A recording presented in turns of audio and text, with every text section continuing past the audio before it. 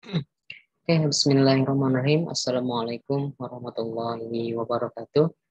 Alhamdulillah, hari ini kita bisa kembali lagi dalam kegiatan proses KBM. Nah, insya Allah kita akan masuk ke materi ketiga atau materi kedua untuk mata pelajaran IPA. Oke, baik teman-teman, sedikit saya akan share untuk materi hari ini. Bisa dilihat di modul teman-teman semuanya. Kita masuk ke modul yang ketiga.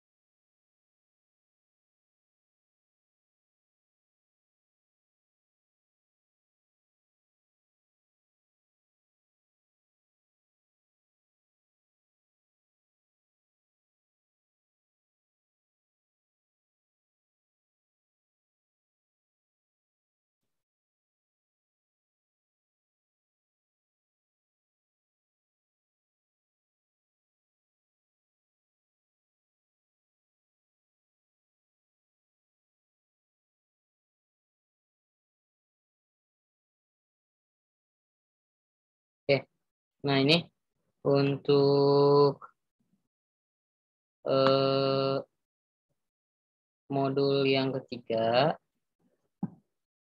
kita sudah masuk ke materi terkait dengan suhu, kalor, energi yang ada di sekitar lingkungan. Nah, untuk materi hari ini sedikit kita akan membahas apa aja yang terkait dengan energi dan suhu yang kita ketahui mungkin dalam kehidupan sehari, atau yang akan kita pelajari lebih lanjut terkait dengan suhu, kalor, dan energi. Bisa dilihat oleh teman-teman juga di buku modulnya, sekali kita bahas. Nah, untuk materi ini, suhu, kalor, dan energi, itu ada apa namanya? Ada 4 unit. Insya Allah kita akan pelajari. Ada 3 unit yang akan kita pelajari. Maaf, 3 unit. Ada 3 unit. Yang pertama tentang pengenalan suhu. Yang kedua tentang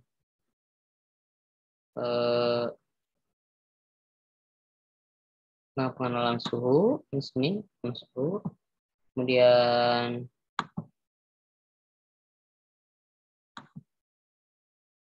ada energi, dan tanpa panas tanpa batas.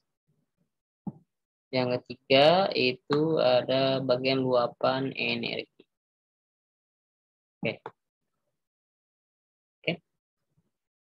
Kita mulai ke materi berikutnya.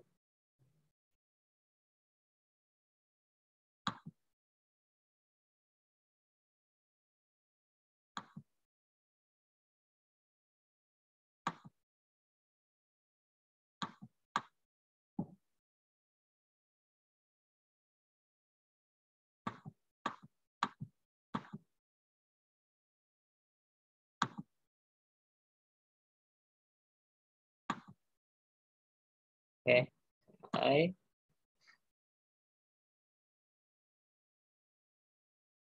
Nah, kita mulai ke unit yang pertama. Ini yaitu tentang pengenalan suhu yang suka kita pengenalan suhu hidup yang membantu kita dalam kegiatan sehari-hari. Nah, ini biasanya eh, sering kita jumpai atau sering kita dalam kehidupan sehari-hari.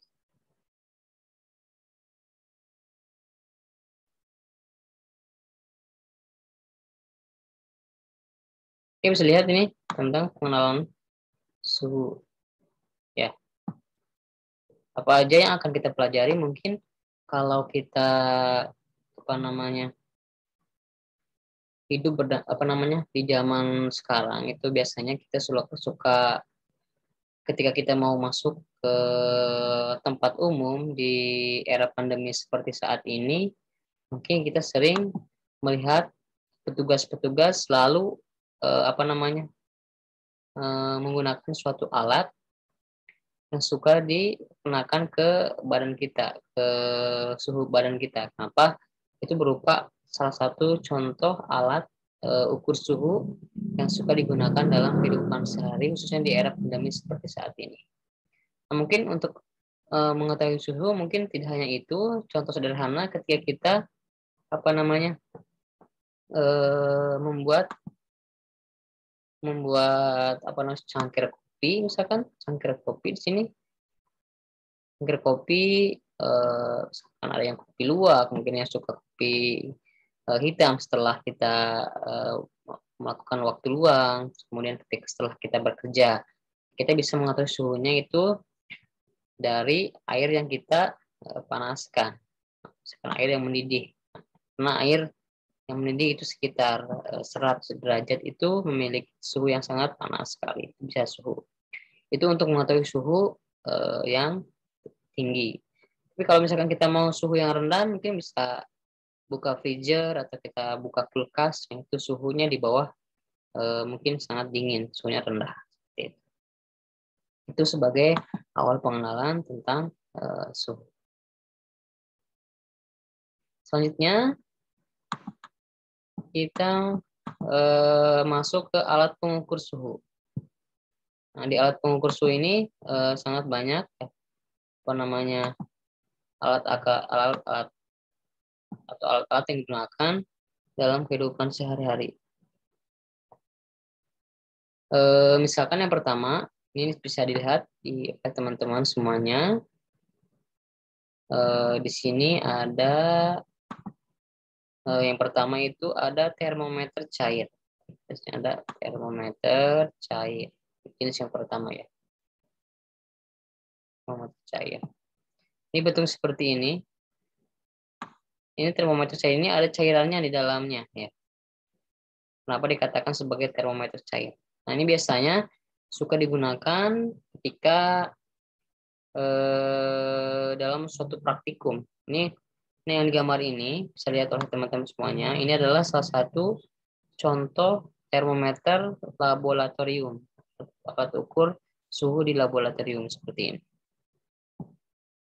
Nah, kemudian, panjang skalanya itu untuk termometer laboratorium itu sekitar skalanya itu skala dari termometer laboratorium sekitar minus 10 derajat sampai dengan 110 derajat Celcius untuk menggunakan air raksa atau alkohol. Nah, jadi cairannya itu cairan air raksa dan alkohol. Ini untuk termometer laboratorium. Suhunya sekitar minus 10 sampai dengan 110 derajat. Ini untuk yang termometer laboratorium.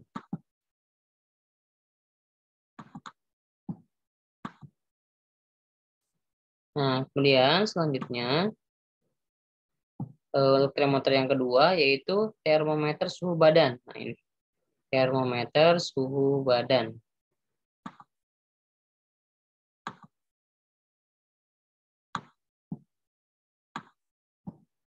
Nah, termometer suhu badan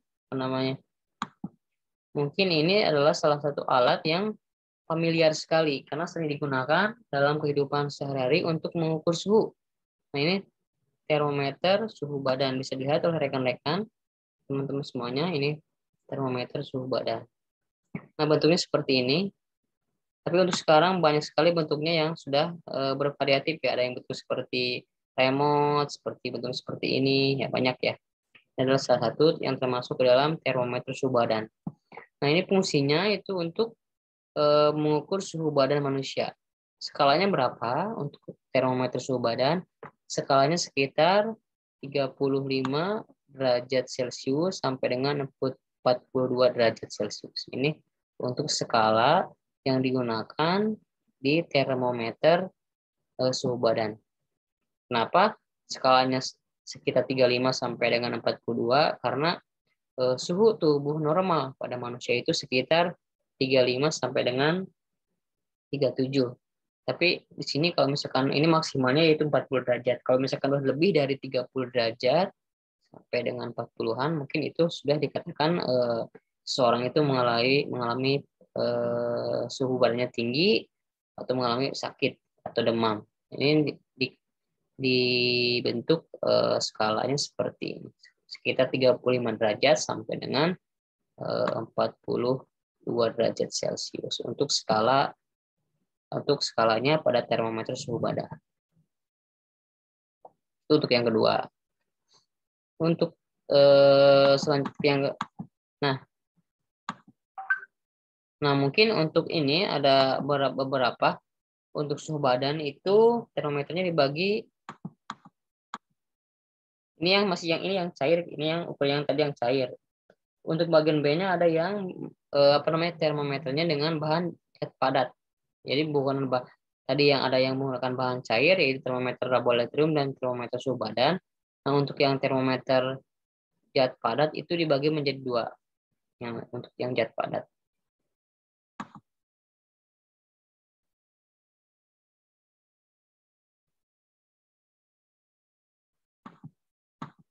Nah, untuk yang zat padat itu ada termometer di metal seperti ini. Bisa lihat gambarnya seperti di metal ini seperti ini. Ini menggunakan zat padat. Di metal ini seperti ini bentuknya. Nah, bimetal ini merupakan termometer yang menggunakan logam sebagai bahan untuk menunjukkan adanya perubahan suhu. Jadi untuk mengetahui perubahan suhunya itu ada berupa logamnya.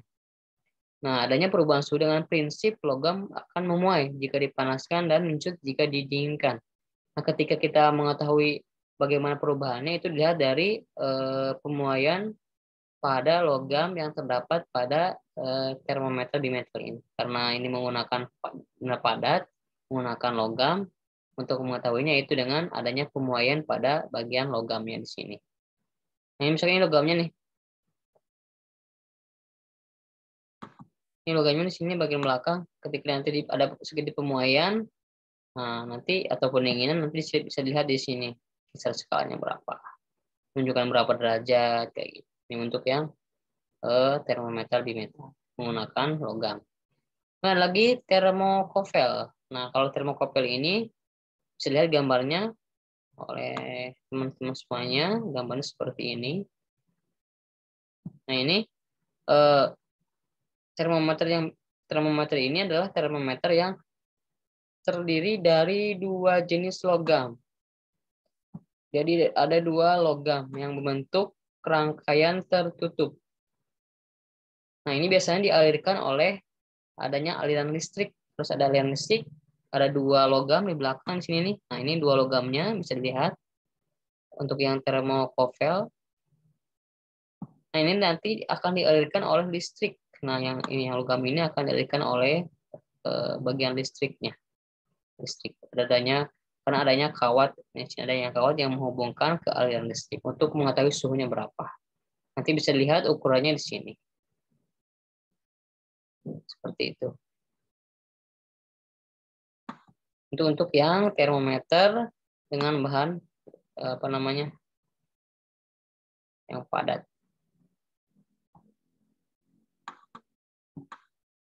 Nah, selanjutnya kita masuk ke setelah kita mengetahui alat-alat ukurnya, seperti tadi ada termometer yang menggunakan air raksa atau alkohol cair, ada termometer laboratorium dan termometer suhu badan, dan ada termometer yang menggunakan bahan padat seperti termokopel sama termometer bimetal. Nah, sekarang kita masuk ke skala suhu. Nah, skala suhu ini adalah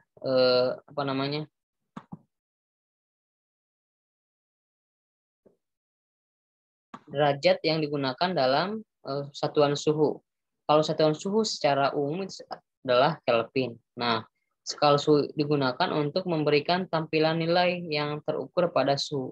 Jadi tujuannya itu untuk menampilkan nilai derajat pada satuan suhu. Nah, ini kan ini skalanya nih.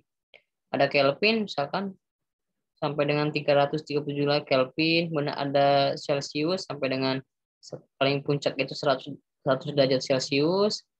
Kemudian ada Fahrenheit, ini sekitar 212 Fahrenheit. Ini paling tingginya seperti itu. Untuk nol ininya, ukuran rendahnya, ini misalkan untuk yang Kelvin sekitar segini, untuk yang Kelvin sama Fahrenheit seperti ini. Nah, ini adalah salah satu ukuran atau skala yang digunakan pada termometer ya. Ada reaumur, ada Fahrenheit, ada Celcius, satuan Kelvin ini. Ini yang paling atas ini, dinamakan dengan titik didih air. Titik didih berarti titik puncak panas. Ini yang ini biasanya lebih ke suhu normal pada manusia. Suhu tubuh normal, satuannya seperti ini. Nah, kalau misalkan kita menggunakan Kelvin, bisa dilihat untuk ketika suhu tubuh manusia ini sekitar 310. Kalau kita gunakan yang skalanya menggunakan Celcius itu sekitar 37. Kalau kita menggunakan satuannya Fahrenheit sekitar 90 derajat Fahrenheit.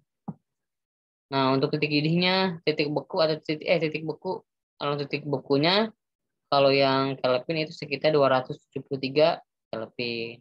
Kalau untuk yang Celcius sekitar 0.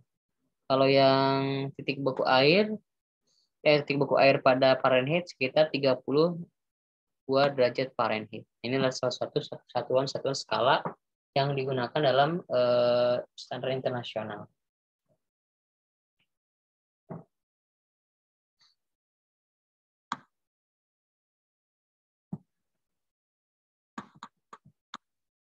Nah, selanjutnya perbandingan suhunya sekarang. Nah, perbandingan suhu.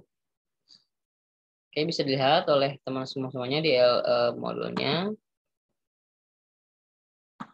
Nah, ini untuk perbandingan suhu. Bisa dilihat perbandingan suhu seperti ini. Nah, perbandingannya untuk skala ada skala Celcius, ada skala reaumur, ada skala Fahrenheit, ada skala Kelvin. Nah, untuk yang Celcius itu titik titik didihnya itu sekitar 100 perbandingannya. Kemudian ada yang ininya 80 kalau yang reaumur. Kalau yang Fahrenheit 180. Kalau yang Kelvin kita 100. Kalau kita disederhanakan yaitu bagi aja sederhanain jadi 5 berbanding 4 berbanding 9 berbanding 5. Semuanya dibagi 20. 100 bagi 20 5, 80 bagi 20 4, 180 bagi 20 9, 100 bagi 20 5. Jadi disederhanakan. Jadi disederhanakan seperti ini. Dari mana dapatnya ini disederhanakan ya, dari ini dibagi 20 semuanya. Jadi perbandingannya 5 berbanding 4 berbanding 9 berbanding 5. Nah, ini untuk mengetahuinya rumusnya seperti ini. Bisa lihat oleh rekan-rekan TC ada titik didih pada Celcius, titik reaumur pada reaumur, ada Fahrenheit dan ada Kelvin. Kalau untuk yang Celcius, ini untuk yang Celcius dengan reaumur itu ukurannya sama, perbandingannya sama. Ya, ukurannya. Kalau untuk yang Fahrenheit nanti dikurangi 32. Misalkan mau diubah, tinggal ubah ke 32. Untuk yang Kelvin dikurangi 273 seperti ini. Biar lebih memudahkan kita lihat ke contohnya.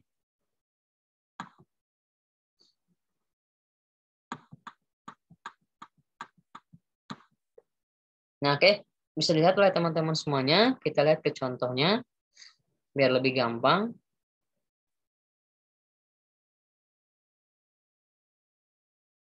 Nah, misalkan di sini ada suatu perbandingan ya dapat digunakan untuk menentukan konversi skala suhu sebagai contoh konversi skala suhu dari Celcius ke Fahrenheit. Misalkan nih kita mau konversikan dari Celsius ke Fahrenheit. Kita garis bawahi dari Celsius ke Fahrenheit, dari suhunya Celsius ke Fahrenheit. Lihat, misalkan ini yang dari Celsius berapa Celsius, kan ini TC nih, Celsius TC TC. Kalau Fahrenheit tadi berapa Fahrenheit? Nah ini kan Fahrenheit nih, satuan Fahrenheitnya ini. Nah ini yang ini kita turunkan ke bawah. Perbandingan kan dari Celsius ke Fahrenheit itu berapa? 5 berbanding 9 kan. Ini 5 berbanding 9 dari Celsius ke Fahrenheit, itu 5 berbanding 9. Ingat ya, yang tesnya yang jadikan pembilang 5/9. Tinggal masukin aja angkanya 5/9. Ini yang ininya dari rumus di sini. Kita masukin TF, maka TF adalah dibalik.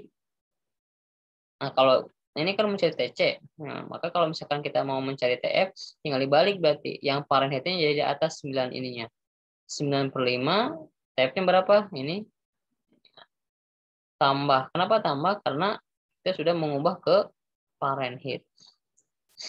Jadi tinggal 95 TF plus 32. Seperti itu. Ini untuk mencari rumus suhu menjadi Fahrenheit dari Celsius ke Fahrenheit.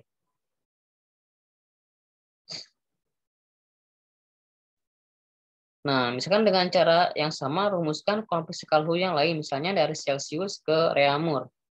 Misalkan ini kita contohkan lagi dari Celsius ke Reaumur, dan ke Fahrenheit, dan ke Kelvin. Contoh penerapannya kayak gimana? Misalkan kita mau menentukan dari Celsius diubah ke dalam Fahrenheit. Misalkan di sini contohnya 45 derajat Celsius berapa Fahrenheit. Dengan menggunakan persamaan perbandingan suhu. Diperoleh, ini kan aku mau ke Fahrenheit nih, TF. Mana TF ini mana? TF, tadi TF itu berarti ke Fahrenheit. Berarti 9/5 kan? 9/5 kita masukkan 9/5 TC. Nah, TC-nya itu Celsius tambah 32 karena mau naik ditambah 32 plus 32. Berarti 9/5. 45-nya dari mana nih? 45-nya dari mana? Nah, ini 45-nya dari TC di sini. Yang tes yang ini nih. Titik pada Celsius, satuan Celsius. Ini kan 45 nih dari soal nih. Kita tinggal masukkan aja ke sini angkanya. 45 kita kurung dulu, baru kita tambah 32. 45 kita bagi 5, 9 kali 9 berarti 81, 81 tambah 32 yaitu 113 Fahrenheit. Ini kalau kita mau ubah ke dalam Fahrenheit dari Celsius seperti ini. Kita gunakan perbandingannya ya. Kalau Fahrenheit itu 9/5. Kalau mau diubah ke dalam Celsius nanti ada tak tambah.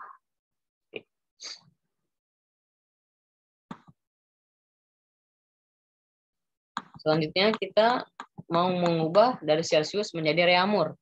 Kalau yang tadi ke Fahrenheit, sekarang kita ke Reaumur. Bagaimana kalau ke Reaumur? Nah, kalau untuk ke Reaumur, kembali lagi berarti kita gunakannya perbandingan 4/5. Kalau untuk dari Reaumur itu 4/5. Tinggal masukin aja angkanya. Suhunya 25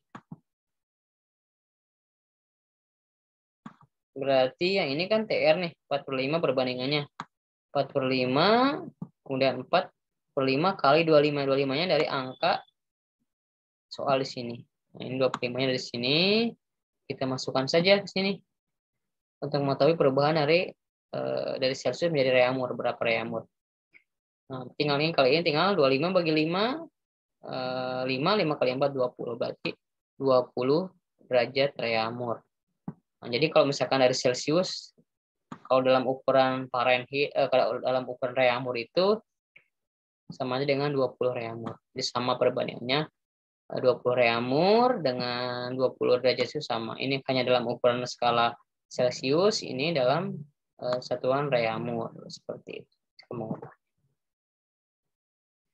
Nah, sekali lagi kita ubah dari Celsius ke Kelvin sekarang.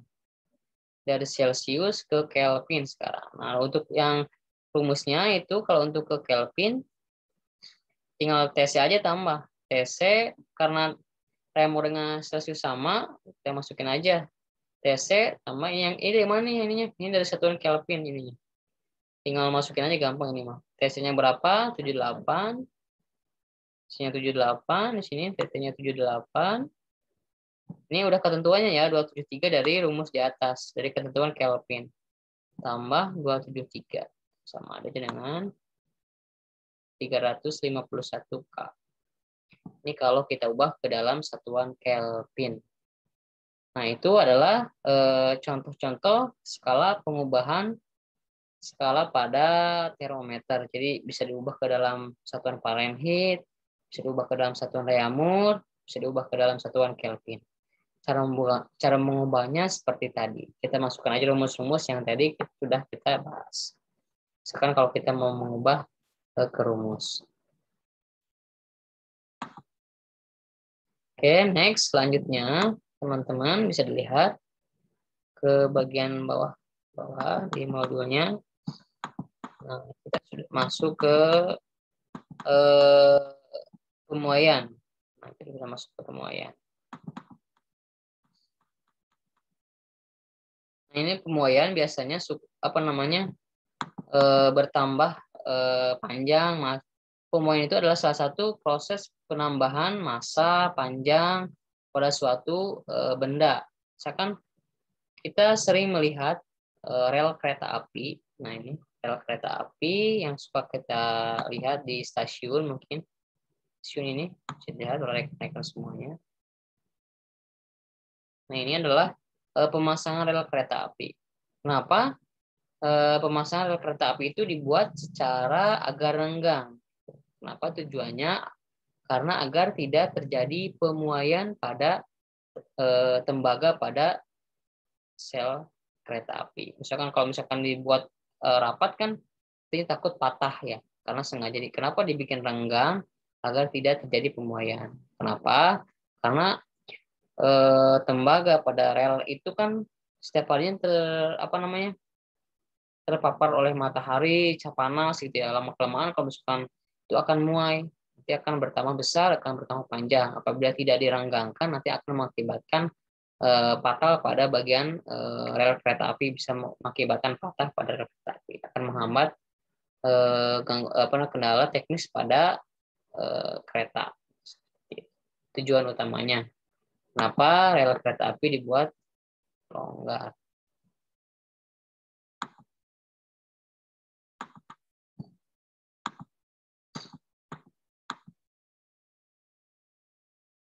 Nah, ini kemudian juga ada pemasangan kabel listrik.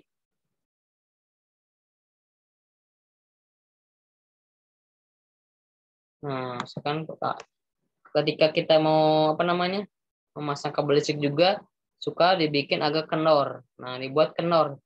Kenapa dibuat kendor? Kendor agar tidak terjadi pemuaian ketika terkena panas di siang hari. Kenapa kita dibikin kendor? Nanti kalau misalkan lama-lama akan pemuaian akan bisa putus, jadi bisa mengakibatkan putus, sehingga untuk teknisi PLN biasanya untuk pemasangan kabel listrik itu sengaja dibikin agak kendor. Itu contoh-contoh dalam kehidupan sehari tentang pemuaian.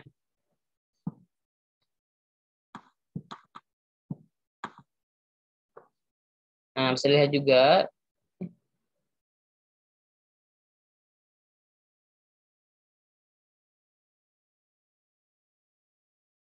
misalnya oleh rekan-rekan juga ini pemuaian padat ya, zat padat. Misalkan tadi kayak contohnya rel kereta api.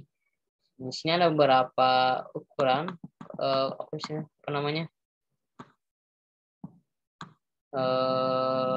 bahan-bahan pemuaian panjangnya. Nah, untuk baja sendiri, baja itu sekitar pemuaiannya bisa memuai sekitar 0,00011. Kalau tembaga itu sekitar 0,0017, kuningan 19, kemudian aluminium 25, dan ada kaca biasa sekitar 0,9, dan kaca perek itu sekitar 0,13. Ini satuan-satuan koefisien muai panjang dalam ilmu fisika matematika. Seperti ini kalau kita hitung kemudian.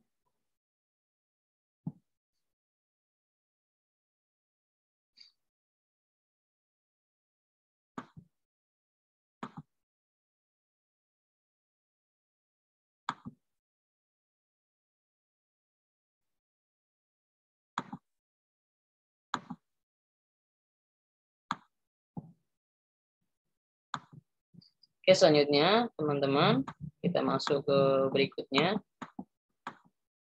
Nah, ini lebih ke contoh soal aja. Misalkan bagaimana kita mengetahui pemuaiannya. Misalkan dicontoh seperti ini ada pertamaan panjang merupakan panjang air dikurangi dengan panjang mula-mula. Ini untuk contoh aja. Misalkan contoh pagar Pak Ali terbuat dari aluminium. Jika panjang aluminiumnya pada suhu 30 derajat adalah 100 cm. Jadi ketika aluminiumnya panaskan sekitar 70 derajat akan muainya sekitar 100 cm. Dengan koefisien muai panjang aluminium adalah 0,0025 derajat Celcius. Hitunglah panjang aluminium pagar Pak Ali jika pada suhu 80 derajat. Nah, ini kalau misalkan suhu ketika dikasih suhu sekitar 30 derajat adalah 1 cm. Nah, jika muaian koefisien muainya sekitar segini,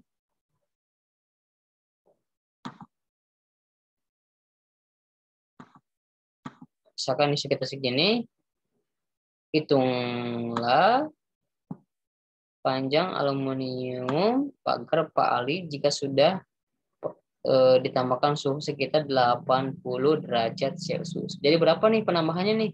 Kalau misalkan kita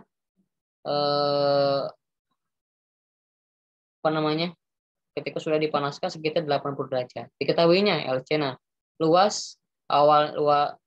panjang awalnya. Panjang awal itu kan ini 100 cm.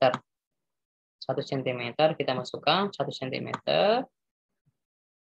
Yang ini koefisien muai panjang pada ini adalah koefisien pada muai panjang pada aluminium. Ini sudah ketentuannya ya. Bisa dilihat koefisien muai panjangnya. Ini waktunya.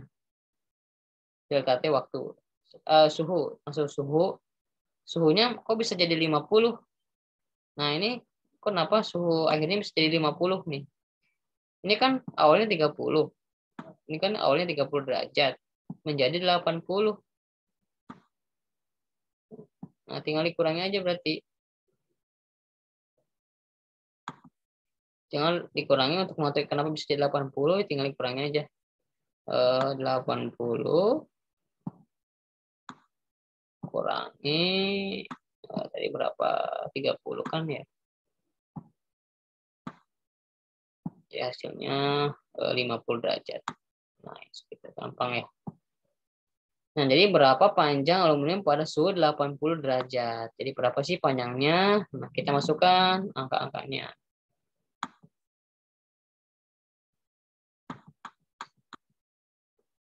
Nah, ini masukkan aja angkanya. LO-nya panjang awal, kemudian tambah panjang awal, kali koefisien, kali ini yang tadi, suhu T-nya suhu akhirnya berapa.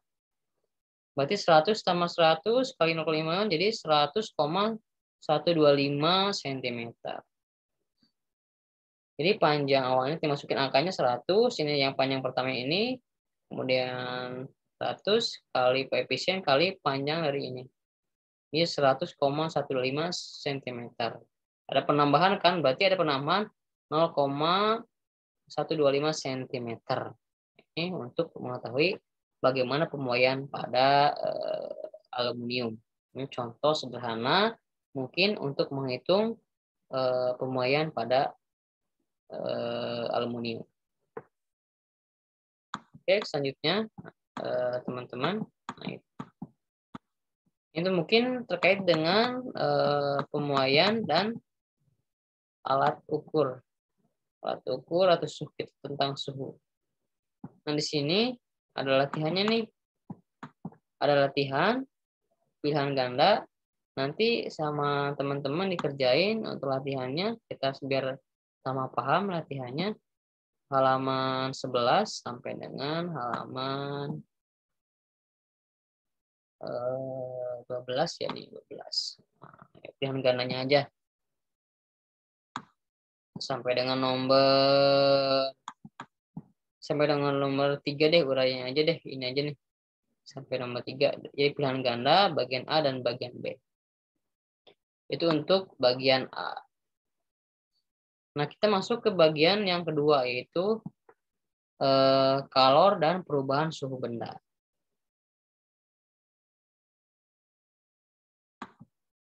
Kalor dan Nah, ini kita masuk ke bagian kedua, yaitu tentang kalor dan perubahan suhu pada benda. Jadi, masih terkait dengan panas atau suhu pada suatu benda. Misalkan ketika air yang dipanaskan, jika dibiarkan lama-kelamaan akan menjadi dingin.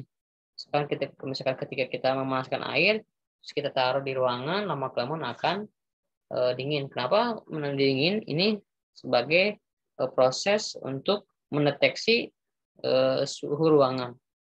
Bagaimana dengan perubahan pada ruangan tersebut.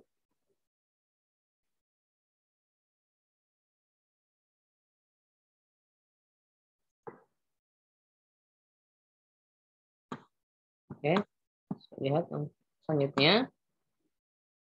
Nah, sini ada tabel, bisa dilihat oleh teman-teman semuanya, tabel terkait dengan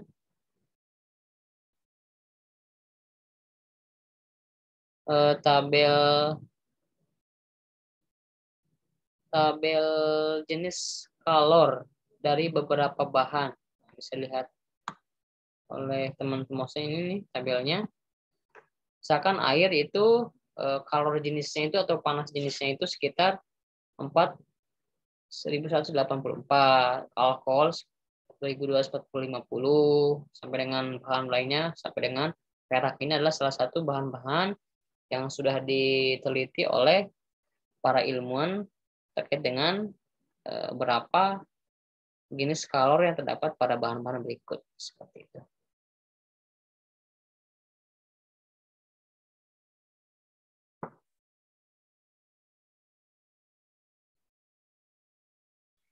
Nah, selanjutnya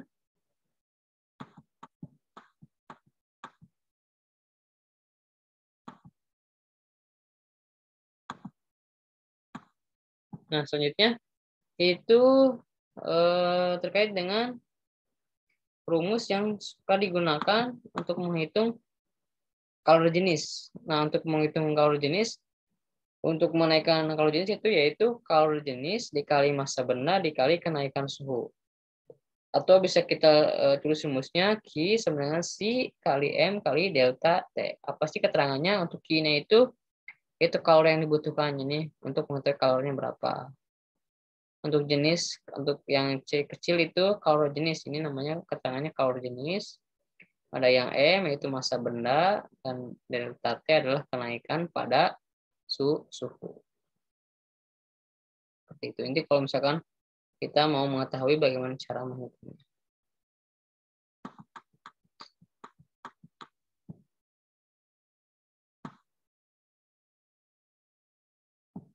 Misalkan kita lihat contohnya.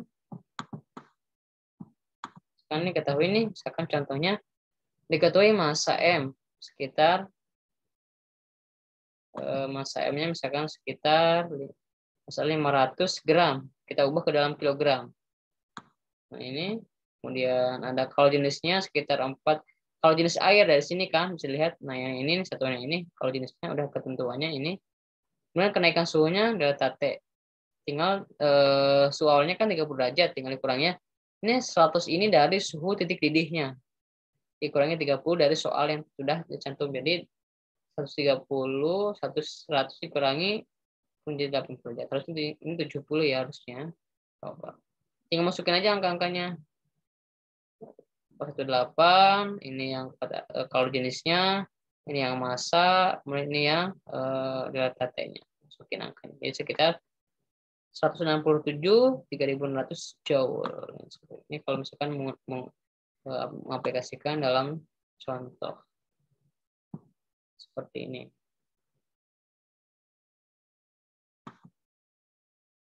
Oke, selanjutnya kita masuk ke proses sama yang kayak tadi.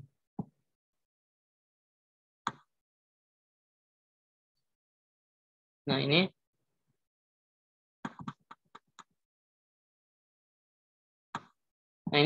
bisa dilihat oleh teman-teman semuanya. Ini yang suka sering kita apa namanya ketahui dalam kehidupan sehari-hari. Nah, misalnya ini tentang perubahan benda. Ini ada padat, ini segitiga ini ya, padat, cair, ada gas. Nah, ini salah satunya. Misalkan dari padat, nih misalkan dari padat berubah menjadi cair. Padat berubah menjadi cair berarti apa? Mencair. Misalkan es batu kan padat, berubah menjadi cair, jadi mencair namanya atau melebur. Kalau dari cair ke padat namanya membeku. Ini harus membeku. Kemudian misalkan dari cair menuju gas. Ketika kita memanaskan air suka ada uap-uap airnya, namanya dinamakan dengan menguap. Kemudian kalau misalkan dari gas menjadi cair, embun pagi misalkan suka ada tetes-tetes air di daun ketika pagi hari, itu dinamakan dengan mengembun. Dan dari padat menjadi gas, misalkan ini menyublim. Ini salah satu contoh, misalkan kamper padat kan, kalau kita taruh di ruangan di tempat lemari itu akan berubah menjadi gas, akan wangi. Itu perubahan namanya menyublim, dari padat menjadi gas. Sedangkan balikannya itu mengkristal, dari gas menjadi padat mengkristal. Ini salah satu contoh yang sering kita ketahui dalam kehidupan sehari-hari.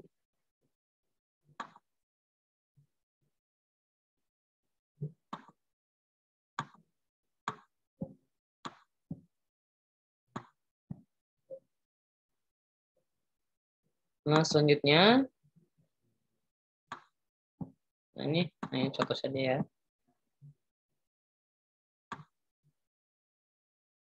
Nah, ini selanjutnya kita ke perpindahan kalor. Perpindahan kalor. Nah, ini salah satu perpindahan adanya panas. Yang pertama itu ada konduksi. Nah, ini ada konduksi. Pertama adalah perpindahan kalor, yang contohnya adalah konduksi. Nah, konduksi adalah proses perpindahan kalor melalui sebuah zat tanpa disertai dengan perpindahan partikel. Jadi tanpa ada partikel yang berpindah. Ini konduksi contohnya. Contohnya ketika kita memanaskan air. Air dipanaskan, ini ada partikel yang berpindah panasnya, tapi tidak disertai dengan partikelnya. Tidak ada partikel yang berpindah. Contoh itu proses induksi. Ketika kita memanaskan air. Kemudian selanjutnya itu ada konveksi. Nah, kalau konveksi ini kebalikan dari konduksi. Kalau konveksi ini ada perpindahan panas atau kalor, adanya partikel yang berpindah. Contohnya air dipanaskan dengan kerapatan rendah akan naik, air dingin akan kecepatan lebih besar dan akan menurun. Misalkan ketika kita memanaskan air panas di wajan, ketika kita memegang alasnya itu akan terasa panas, berarti ada partikel yang berpindah. Itu dinamakan dengan konveksi. Ada partikel yang berpindah nih bedanya. Perpindahan yang ketiga yaitu radiasi. Nah, kalau radiasi ini bisa dilihat itu perpindahan panas secara langsung. Perpindahan panas secara langsung contohnya panas matahari. Matahari menyinari langsung ke bumi itu kan secara langsung. Jadi itu dinamakan dengan radiasi. Contoh lagi ketika kita memanaskan tangan atau badan di api unggun, ini kan radiasi nih, bisa dilihat. Teman-teman semuanya dinamakan dengan radiasi. Ini radiasi kan langsung kan terasa hangat ketika kita memanaskan, ini kan radiasi. Secara langsung perpindahannya. Lalu tadi ada matahari seperti ini. Ini salah satu 3 contoh terkait dengan perpindahan kalor atau perpindahan panas.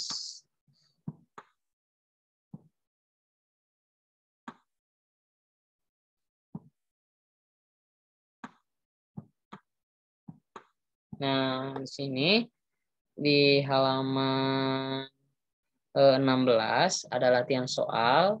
Nanti bisa kalian rekan-rekan kerjakan di modul kalian masing-masing. Bisa ditulis di kertas folio bergaris.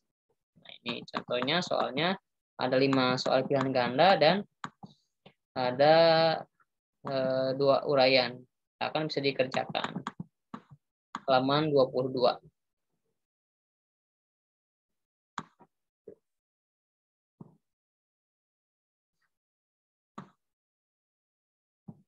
Nah, selanjutnya kita masuk ke bagian energi. Nah, energi itu sangat banyak ya, energi sebagai apa namanya? Kekuatan yang kita aplikasikan gunakan dalam kehidupan sehari harus memiliki energi ketika kita melakukan usaha. Ada energi potensial, ada energi kinetik, ada energi kimia, dan ada energi listrik.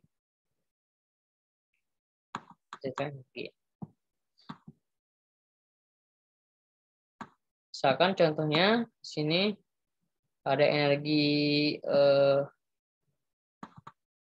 apa namanya, potensi elastis, ada energi kinetik, ada energi potensial, ada energi kimia, misalnya dari bahan makanan, nah, ini energi kimia dari bahan makan, ada energi listrik seperti ini.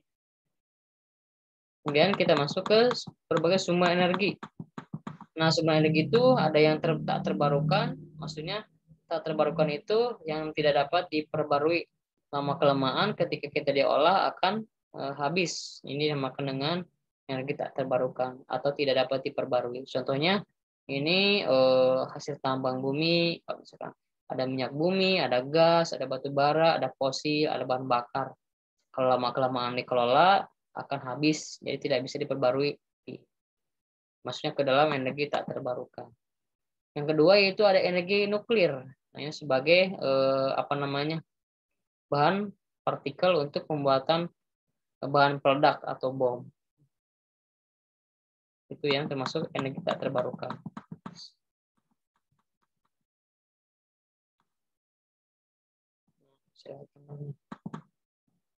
Ini gambar energi nuklir. Kemudian yang selanjutnya energi terbarukan. Nah, energi terbarukan adalah energi yang dapat diperbarui. Terus dapat diperbarui berarti energinya tidak akan habis. Walaupun kita terus dikelola sampai kapanpun tidak akan habis. Banyak sekali contohnya, ada energi matahari. Ini contohnya salah satu, ada energi matahari. Energi matahari bisa digunakan untuk melakukan panel surya, ya. Ada pembangkit listrik tenaga air, PLTA, ada energi angin. Seperti ini adalah salah satu contoh-contoh energi yang dapat diperbarui.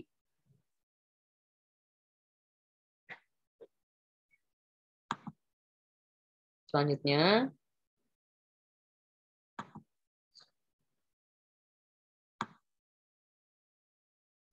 itu kita masuk ke makanan sebagai sumber energi. Nah, selain tadi bahan-bahan yang kita bahas di dalam apa namanya lingkungan, kita masuk ke energi yang dimanfaatkan atau digunakan oleh tubuh manusia atau tubuh makhluk hidup. Contohnya ada karbohidrat. Nah, contohnya banyak karbohidrat, karbo. Salah satu apa energi yang paling utama yang kita gunakan dalam kehidupan sehari. Contohnya karbohidrat, nasi, ada ubi-ubian, roti, beras, jagung, kentang, itu masuk karbohidrat. Kemudian ada protein. Nah, protein itu contohnya ada protein hewani, ada protein nabati. Kalau yang hewani berarti berasal dari hewan. Misalnya telur, daging. Kalau yang nabati dari tumbuhan ya. Ada tahu, tempe, energi-energi.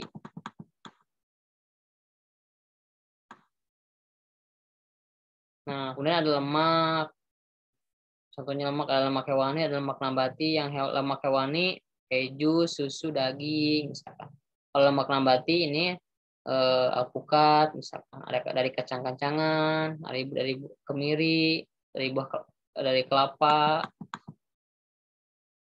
Nah, ini energi tentang energi. Nah, ada energi yang bisa dikelola di bumi, ada energi yang dibutuhkan oleh manusia atau untuk makhluk hidup. Nah, di sini juga, udah masuk ke bagian terakhir nih. Nah, ada tugas nih, tugasnya juga untuk unit yang ketiga, yang energi kalor. Nah, teman-teman juga bisa dikerjakan ya di bagian halaman 28 sampai dengan halaman 29, bagian pilihan ganda dan bagian esai. Nanti bisa dikumpulkan di kertas folio, nanti bisa dikirim lewat link yang sudah diberikan. Nah, mungkin itu teman-teman untuk pertemuan hari ini, pembelajaran IPA terkait dengan tadi yang pertama itu suhu, kemudian perpindahan kalor dan energi di bab ketiga materi IPA.